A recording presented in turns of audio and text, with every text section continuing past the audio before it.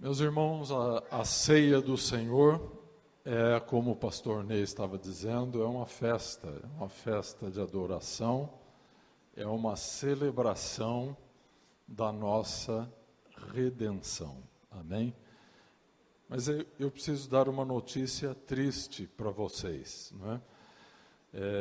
Há 20 anos atrás se converteu um médico, um cirurgião aqui na nossa igreja, e a notícia triste é que ele faleceu, ele foi estar com o Senhor.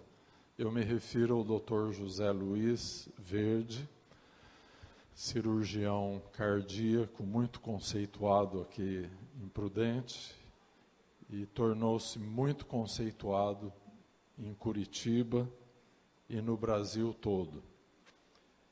E lá em Curitiba ele foi chamado para o ministério, tornou-se pastor numa comunidade de um pastor conhecido meu, de Curitiba,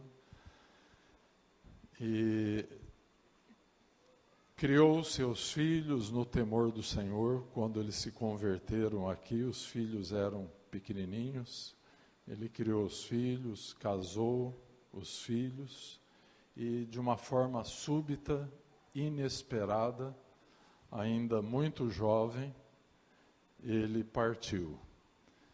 E ele cuidava muito bem da saúde, não tomava refrigerante, tomava cuidado com açúcar, fazia exercício físico regularmente. Enfim, era um profissional que cuidava da saúde dos outros, né? E certamente que cuidava da dele próprio e da sua família. Então foi algo assim muito súbito e que pegou a todos assim de surpresa. Ele foi para o hospital, mas os profissionais do hospital não conseguiram reanimá-lo. Então ele que cuidou do coração de tantas pessoas acabou falecendo desta forma. Nós somos testemunhas de como ele praticou a medicina quando esteve aqui conosco. Muitas vezes ele punha a pessoa que não podia pagar por uma cirurgia, punha essa pessoa no ônibus, levava para Curitiba, operava a pessoa, e ele tornou-se um cirurgião muito querido, não somente pelas habilidades médicas, mas também pelo seu coração de amor e compaixão. Se Deus quis assim, certamente deve haver um propósito. Mas eu, quando recebi a notícia, eu fiquei muito pensativo. Nos dias de hoje, em que a medicina se desenvolveu tanto, as pessoas têm uma ilusão de que elas não vão morrer. Mesmo que a lógica aponte necessariamente que mais cedo ou mais tarde teremos que enfrentar este ritual de passagem para a eternidade, mas nós comodamente achamos que sempre nós vamos viver mais e na verdade o Evangelho nos diz que assim como todos os fios de cabelo estão contados, os dias da nossa vida estão todos contados nas mãos de Deus. Isso serve para nós como um sonoro aviso. Nós devemos entesourar em nossa vida para a vida eterna. Porque, meus irmãos, a morte, por fim, porá um fim em tudo o que nós ajuntamos aqui nesta terra. Mas a morte não poderá pôr um fim naquilo que nós doamos do nosso tempo, da nossa vida, do nosso amor, do nosso afeto. Essas coisas ficarão entesouradas num banco que não é deste mundo.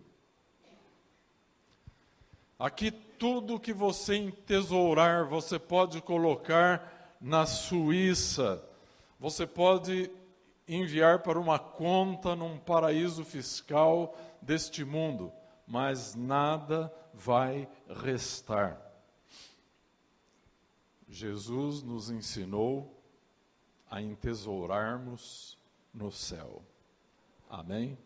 Que Deus conceda graça e misericórdia a todos nós e que nós tenhamos tempo em nossa vida para isso, para gastar com um reino que permanece para sempre, eternamente. E assim, desta forma, nós não sofreremos uma decepção na reta final da nossa existência. Amém? Vamos abrir as nossas Bíblias em Mateus, capítulo 26. Mateus 26, nós vamos ler o texto que fala da ceia.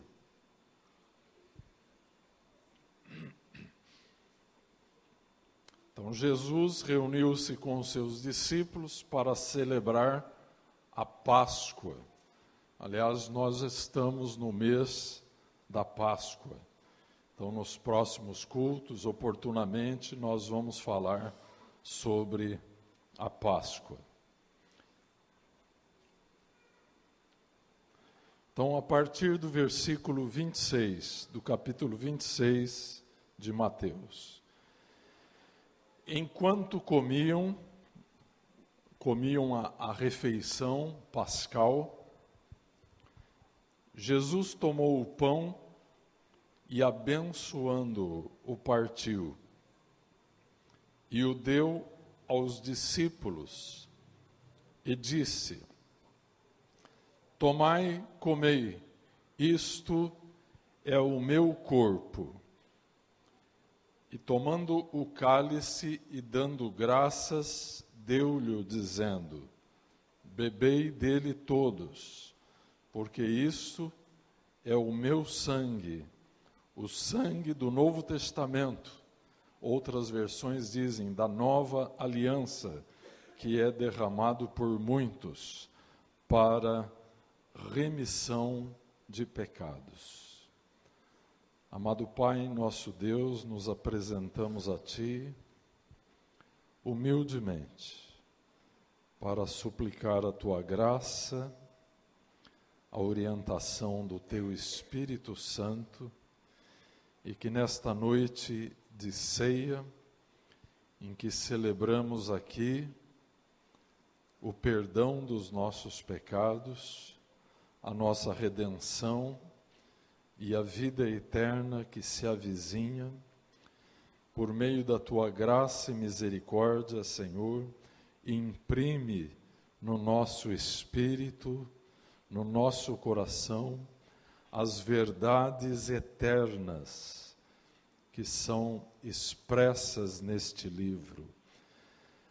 Por meio do Teu Espírito Santo, Senhor, fala ao nosso espírito. Não permita, Senhor, que a Tua palavra fique apenas como um conhecimento intelectual na nossa mente, mas que a Tua palavra desça queimando como fogo ao nosso coração, ao nosso espírito, prostrando toda a nossa vida aos pés de teu Filho amado, Jesus Cristo, em nome de quem nós oramos e te agradecemos. Amém. Nós gostaríamos de falar com vocês nesta noite de ceia sobre a vitória da cruz. Os homens olharam para a cruz de Jesus como olharam para a cruz de milhares de condenados que foram julgados e sentenciados à pena capital debaixo do poder do imperador romano. Como vocês sabem, no Império Romano, a pena de morte era executada através da crucificação. Uma forma cruel, terrivelmente dolorosa, e que trazia consigo consequências extremamente humilhantes para o condenado. Jesus, cumprindo a palavra de Deus na Torá, que já estabelecia que seria maldito todo aquele que subisse ao patíbulo, referindo-se à morte pela crucificação. Jesus, que veio no tempo determinado de Deus para fazer por nós aquilo que nenhum profeta pôde fazer, aquilo que nenhum sacerdote pôde fazer, nenhum rei pôde fazer. Nós estávamos perdidos e não conseguíamos achar o caminho de volta. A Bíblia nos ensina que pelo pecado de um só homem entrou o pecado no mundo, e com o pecado a morte. Mas a Bíblia nos diz no livro de Efésios que Ele nos deu vida quando nós estávamos mortos nos nossos delitos e em nossos pecados. E Deus então nos deu vida através de seu Filho Jesus Cristo. Mas, meus irmãos, o caminho para isso não foi fácil. Os romanos olharam para a cruz de Jesus como a cruz de um condenado, de um malfeitor. Assim também os religiosos da época.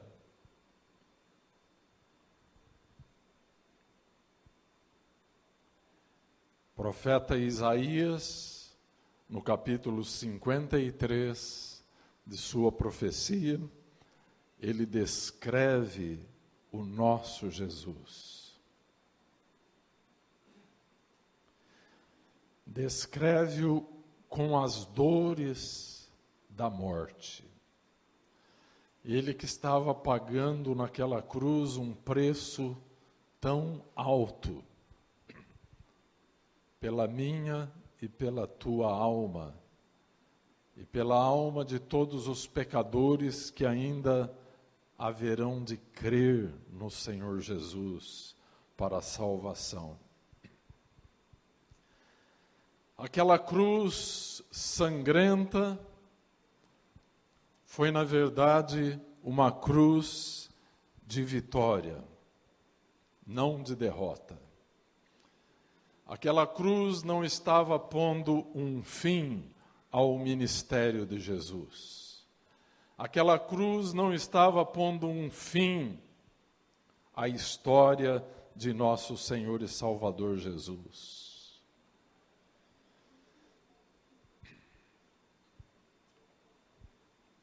Naquela cruz, Jesus pagou o preço que a lei divina exigia pelo resgate do pecador.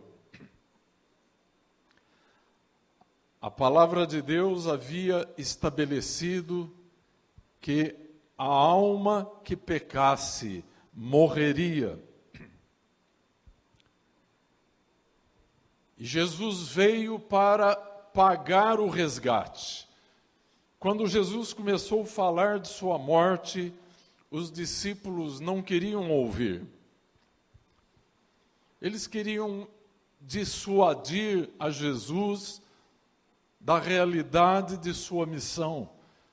Mas Jesus disse por vezes: para isso é que eu vim a este mundo. E ele se referia ao momento do acerto de contas com Deus Pai.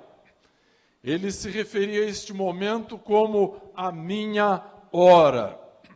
E algumas vezes nós vemos no Evangelho Jesus dizendo esta palavra: ainda não é chegada a minha hora.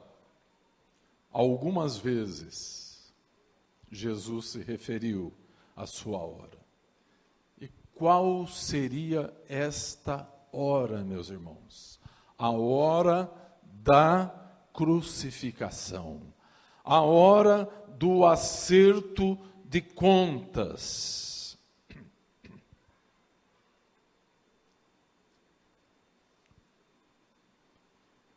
Alguém teria que pagar a nossa conta.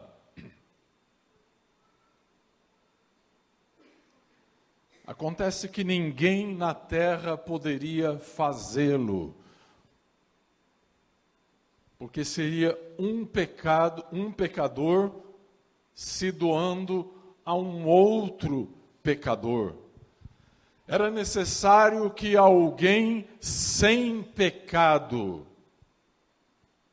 oferecesse um sacrifício de reconciliação com Deus Pai. Durante toda a era do Antigo Testamento, o sacerdócio levítico ofereceu sacrifícios diariamente. Mas aqueles sacrifícios eram um processo de ensino que visava preparar o povo de Israel para a vinda de alguém que realmente pagaria a conta eternamente, o Messias de Israel, Jesus Cristo. Cristo é palavra grega para a palavra Messias em hebraico. O enviado de Deus para restaurar o povo de Deus. E ele não poderia restaurar o povo de Deus, aquela condição original do homem no jardim do Éden, antes da violação da palavra e da queda no pecado. Então os judeus ofereciam sacrifícios de bodes, ovelhas, novilhos. E aquele sangue então cobria somente os pecados.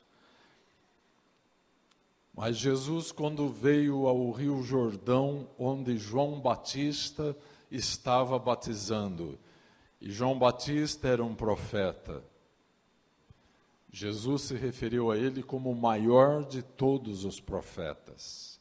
Ele que fora o precursor de Jesus, preparando o povo de Israel para a vinda de Jesus. Quando Jesus vem para o Rio Jordão, ele diz: eis o Cordeiro de Deus, que tira o pecado do mundo.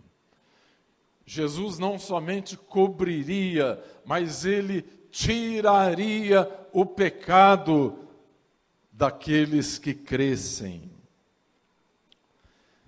Então o texto diz: porque isto é o meu sangue, o sangue da nova aliança, derramado em favor de muitos, para remissão de pecados. Notem que o Espírito Santo é muito cuidadoso no uso da palavra. Ele não diz em favor de todos. Ele diz em favor de muitos, porque não foram todos os que creram. E até o fim será assim, não serão todos os que crer, que haverão de crer. Existe uma falsa doutrina no nosso mundo chamada universalismo.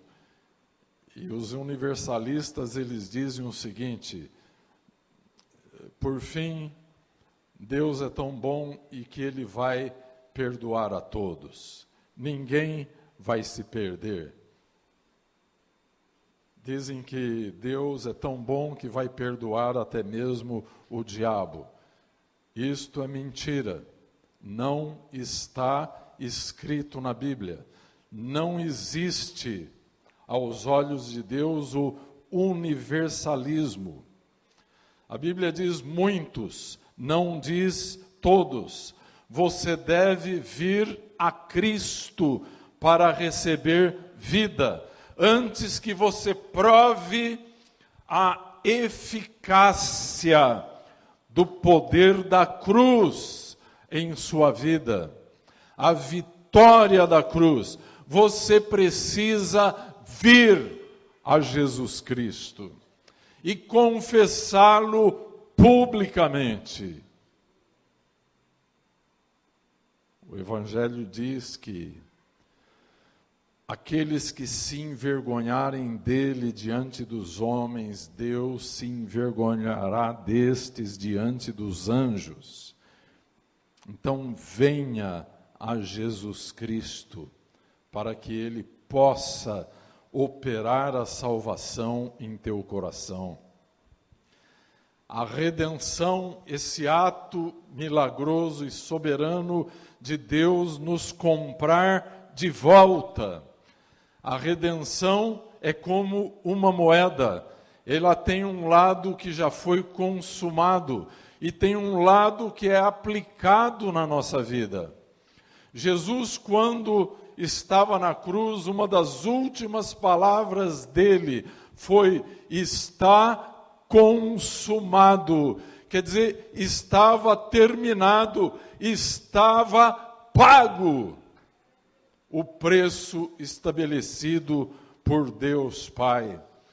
Meus irmãos, não foi fácil para chegar neste momento. Jesus viveu uma vida santa, uma vida exemplar, uma vida sem pecado. Quando o momento de sua paixão chegava, Jesus foi ao jardim do Getsemane.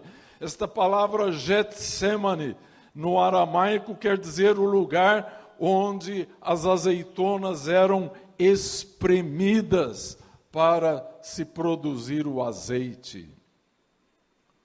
O lugar onde as uvas eram prensadas para se produzir o mosto. E Jesus esteve ali, sozinho, porque os seus discípulos não aguentaram a opressão terrível do reino das trevas que estava sobre eles naquele momento. Jesus agonizou em oração pela madrugada, chegando a suar gotas de sangue em sua agonia. Ele orou e pediu: Senhor, se possível, passa de mim este cálice. Que cálice é este, tão amargo, tão doloroso? Meus irmãos, é o cálice dos nossos pecados.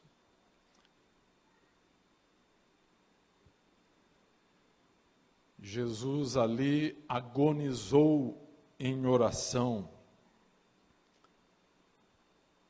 Ele sai daquele lugar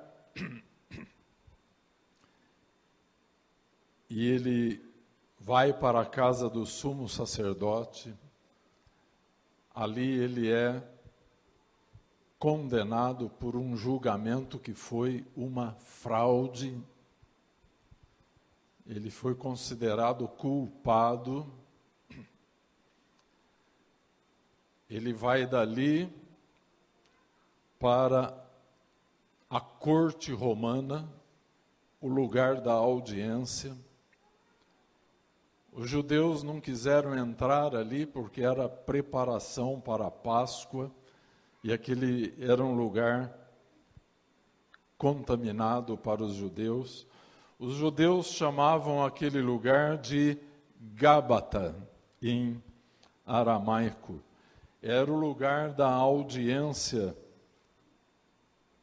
E ali, Pilatos, o governador da Judéia, que segundo os historiadores indicam, era um espanhol, era da província da Espanha, e cuja a esposa era temente a Deus e estava intercedendo por Jesus diante de Pilatos.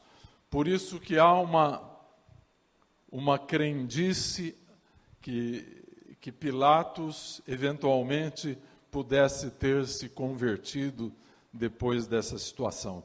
O fato é que ali, naquela audiência, Pilatos fez o possível para libertar a Jesus.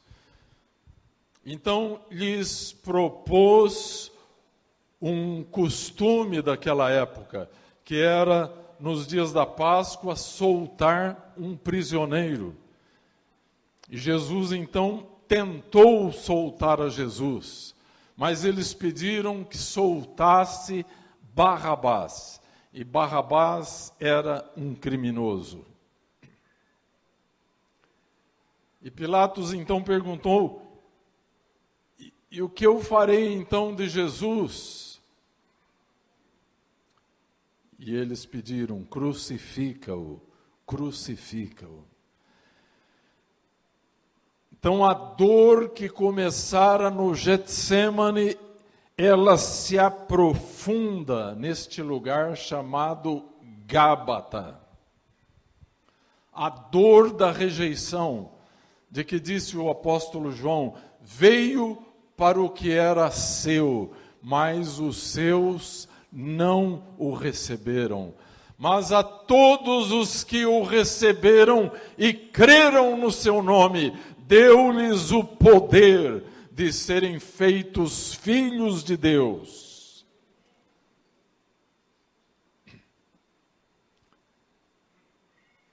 Deste lugar de sofrimento, onde Jesus foi flagelado, zombado, cuspido, uma coroa de espinhos foi colocada sobre a sua cabeça. Deste lugar, ele foi enviado para Herodes, de Herodes devolvido para Pilatos, e Pilatos, então, lavando as suas mãos, porque considerava Jesus justo, e foi obrigado a dar aos judeus aquilo que eles estavam pedindo. Jesus, então, foi condenado e foi levado a um monte chamado Gólgota, onde foi crucificado ao lado de 2 salteadores. Amada igreja, esse caminho, Getsêmani, Gábata, Gólgota, é o caminho da dor, meus irmãos. Jesus está se preparando para pagar o preço do nosso resgate.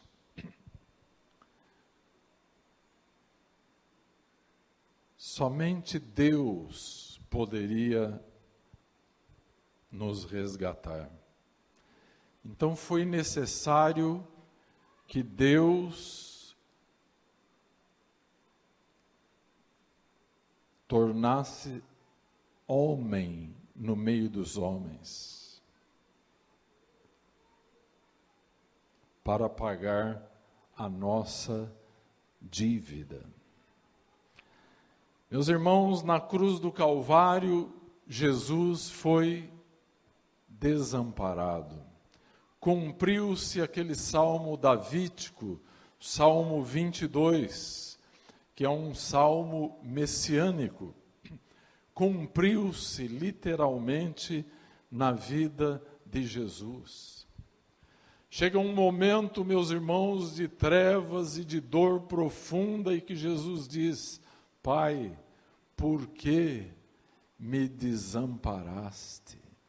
No momento em que o meu e o teu pecado caíram sobre Jesus na cruz do Calvário, é como se Deus Pai, que não podia olhar aquilo que é abominável aos olhos de Deus, é como se Deus cessasse de olhar para o seu Filho. O espírito altamente sensível de Jesus reconhece este momento. E ele diz: Pai, por que me desamparastes? Jesus está só para levar o nosso pecado, as nossas maldições, as nossas transgressões naquele momento. Então, até ele dar um brado, reunindo as últimas forças que ainda restavam em seu corpo. E ele brada: está consumado, em tuas mãos entrego o meu espírito, e morre na cruz do Calvário.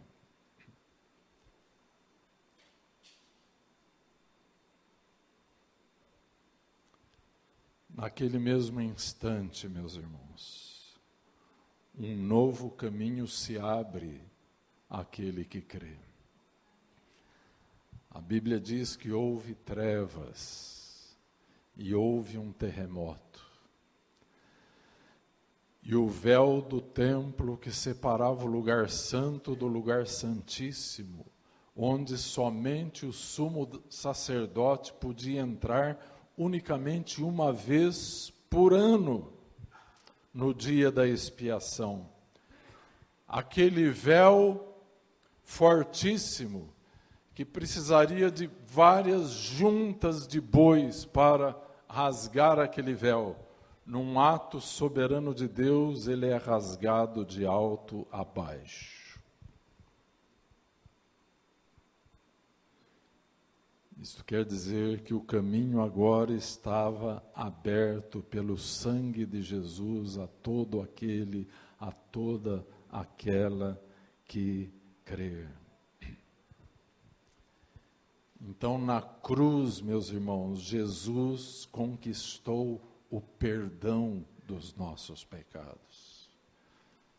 Nós não sabemos o quanto nós estávamos devendo, mas Jesus levou o pecado de todos nós àquele lugar de maldição, de dor e de trevas. Agora, meus irmãos, a redenção que nos foi dada, ela tem dois aspectos que nós precisamos considerar. Até aqui temos falado da vitória da cruz. Então, o primeiro aspecto da obra da redenção é aquilo que Deus nos deu através da cruz. Ele nos deu perdão.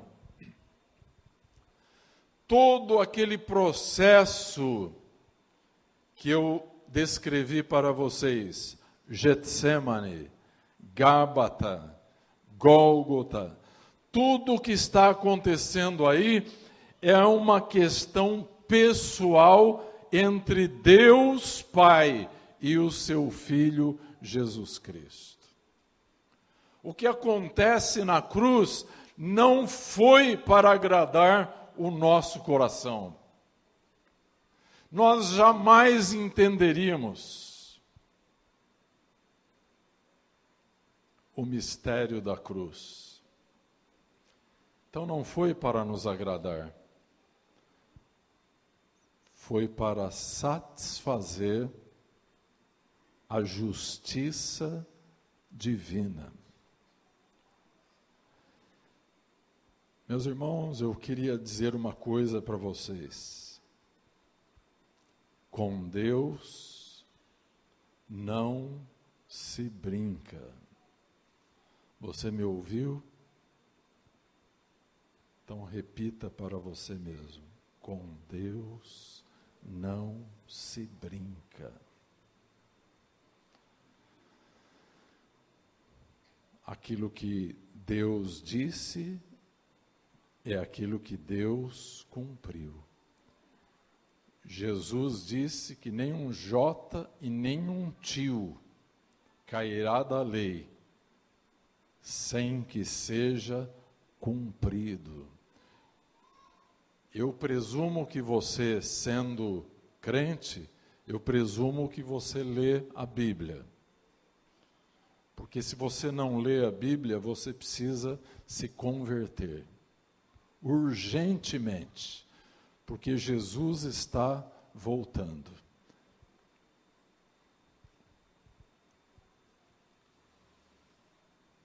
Então, aquilo que você lê na Bíblia é a palavra de Deus. E Jesus disse que nada,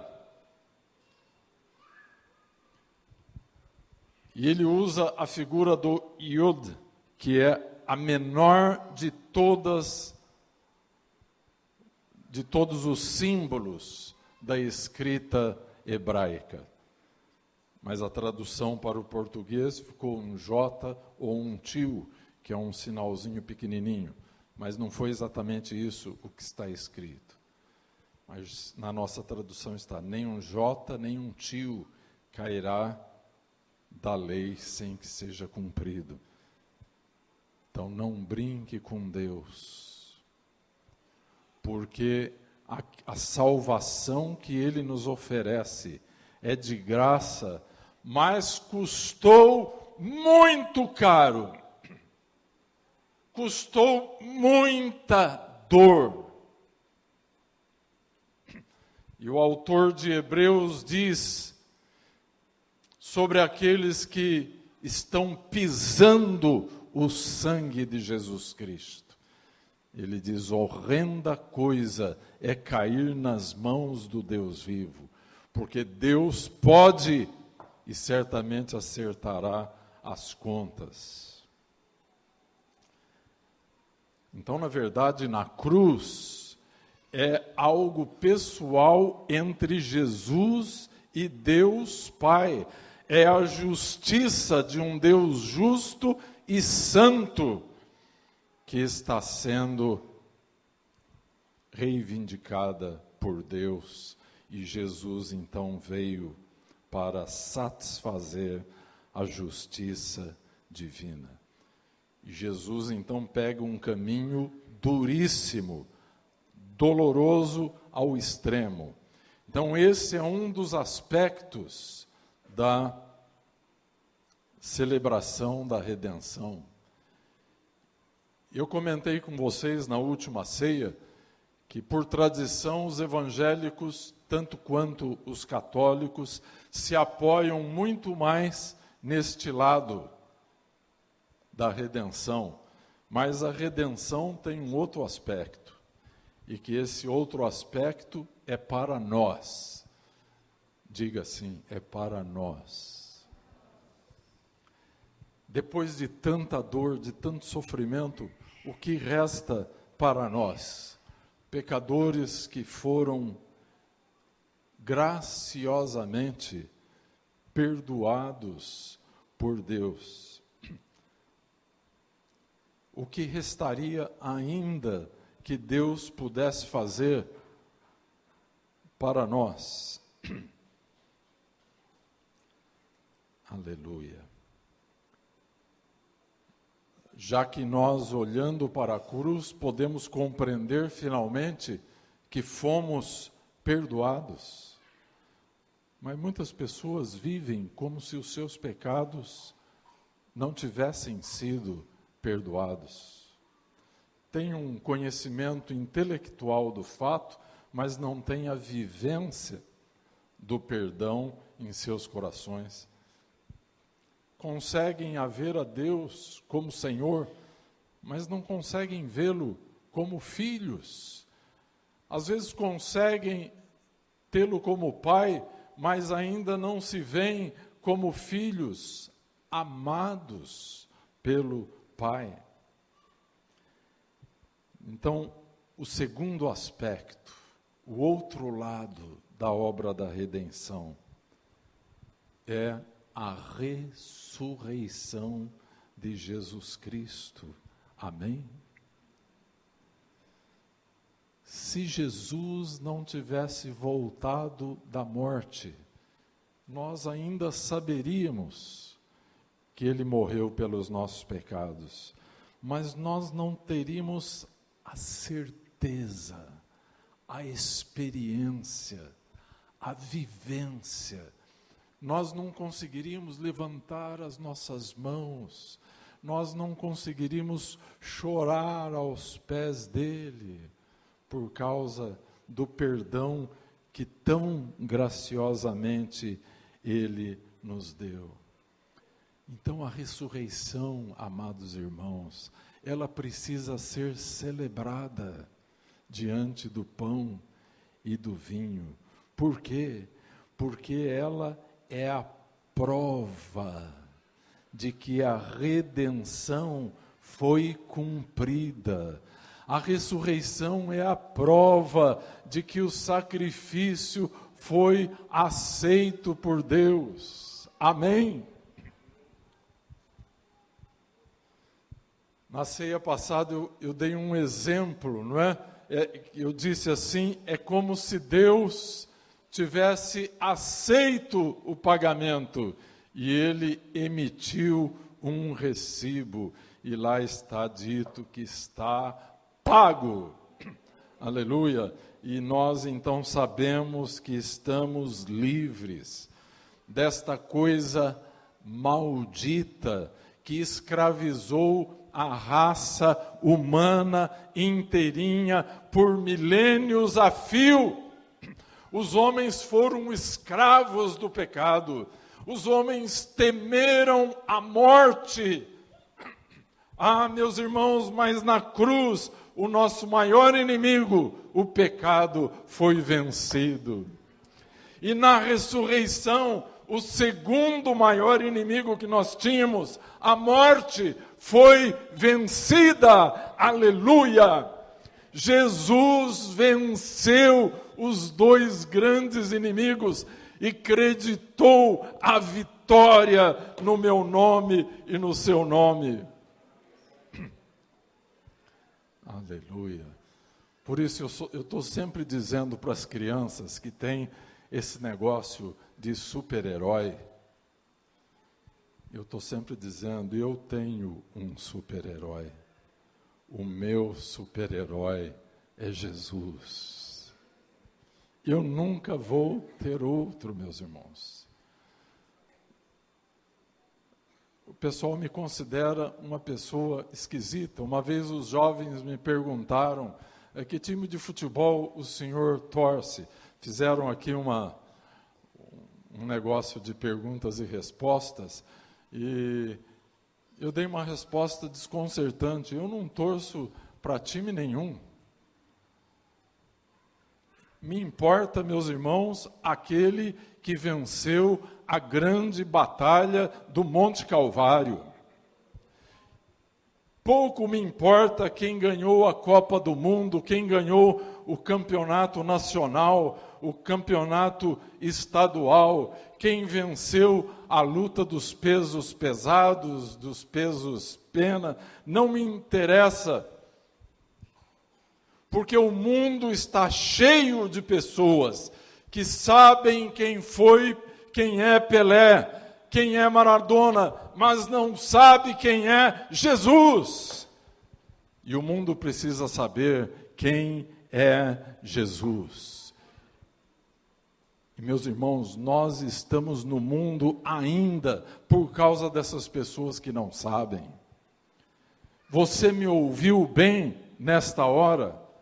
Nós estamos aqui ainda por causa daqueles que ainda não sabem o que vocês estão ouvindo nesta noite, que Jesus venceu a grande batalha do Monte Calvário. Crucificado em uma cruz, ele trouxe todo o inferno para debaixo dos seus pés. Ele venceu, ele triunfou, cravando na cruz do Calvário as promissórias que eram contra nós.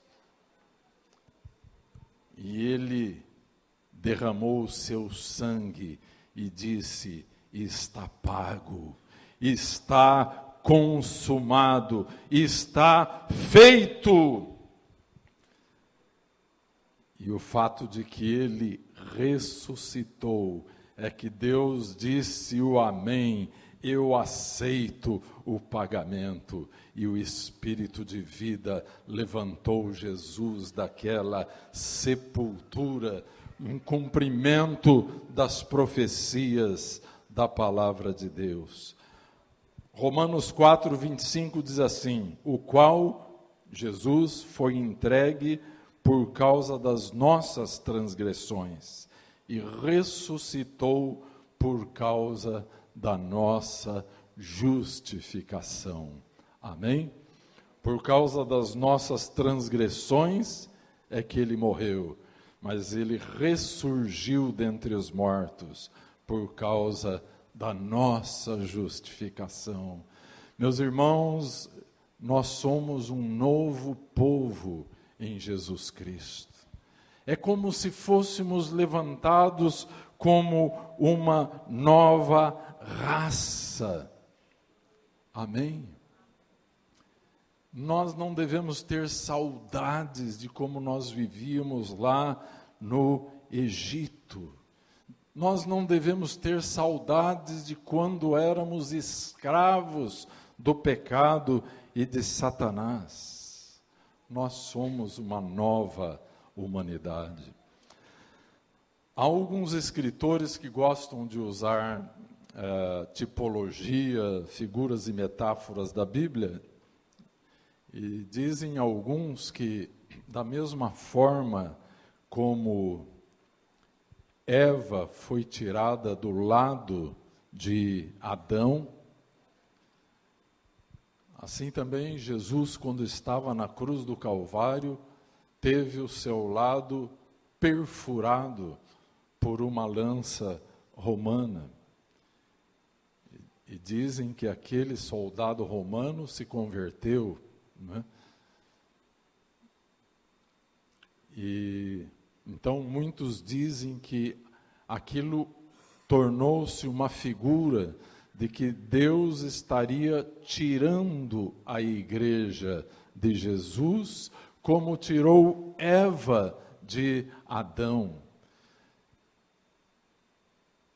A Bíblia não fala claramente sobre esta metáfora, mas a verdade é que nós viemos de Jesus Cristo. A nova vida que temos, uma vida perdoada, veio através de Jesus Cristo. Se Jesus não morre por nós, não ressuscita por nós, ainda estaríamos carregando os nossos pecados, as nossas maldições, as nossas dores, as nossas culpas.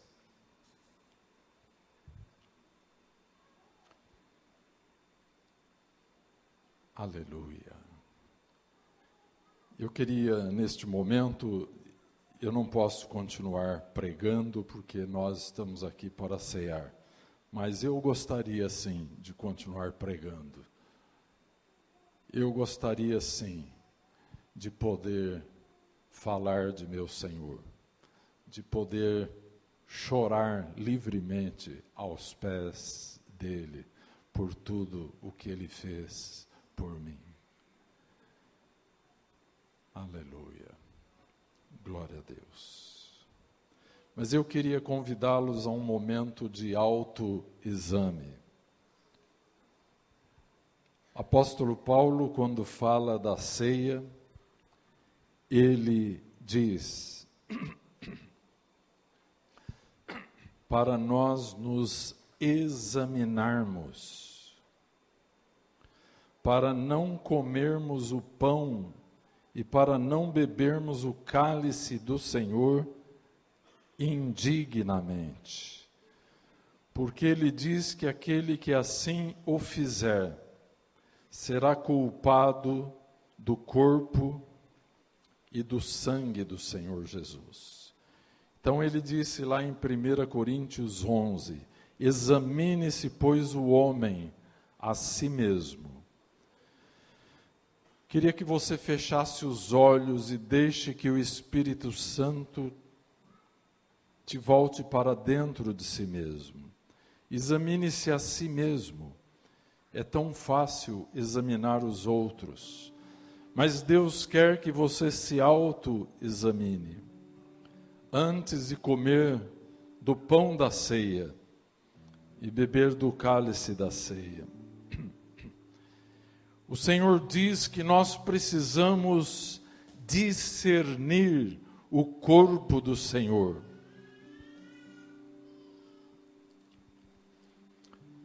E Ele diz que se nós nos julgássemos a nós mesmos, não seríamos condenados. Isso é um texto, então, que nos fala de arrependimento. Não somente de coisas que foram feitas, mas de coisas que foram faladas, que foram pensadas, que foram sentidas. Então devemos deixar que os olhos de Deus, que a luz dos olhos do Altíssimo banhem toda a nossa vida, toda a nossa natureza. Aleluia. Glória a Deus. A palavra diz assim: recebi do Senhor o que também vos ensinei, que o Senhor Jesus, na noite em que foi traído, tomou o pão, e tendo dado graças, o partiu e disse: tomai e comei, isto é o meu corpo que é partido por vós. Fazei isto em memória de mim. Semelhantemente também, depois de cear, tomou o cálice, dizendo: este cálice é o Novo Testamento, a nova aliança no meu sangue. Fazei isso todas as vezes que beberdes em memória de mim, porque todas as vezes que comerdes este pão e beberdes este cálice, anunciais a morte do Senhor, até que venha. Aleluia. Podem abrir os olhos da sua reflexão.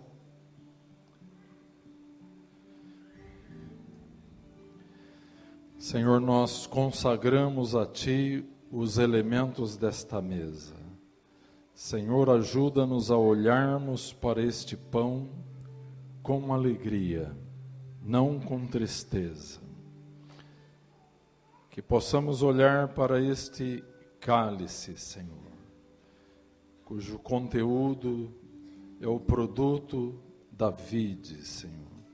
que possamos olhar com esperança, Senhor, com segurança, sabendo que a vida de Jesus, entregue na cruz do Calvário, nos comprou de volta para Deus.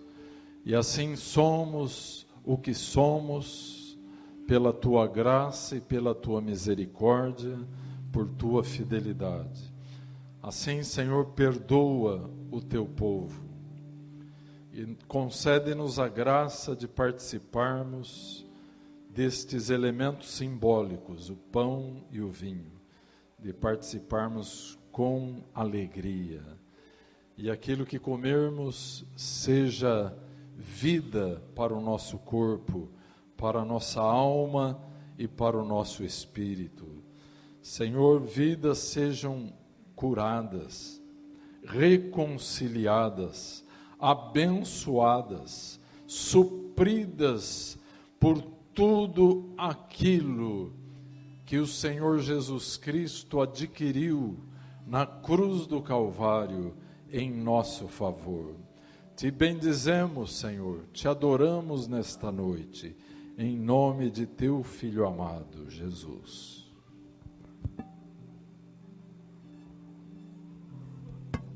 Glória a Deus. Eu queria convidar aos diáconos que venham até a mesa para nos ajudar a servir. Então, por gentileza. Irmão Shinohara, irmão Sérgio,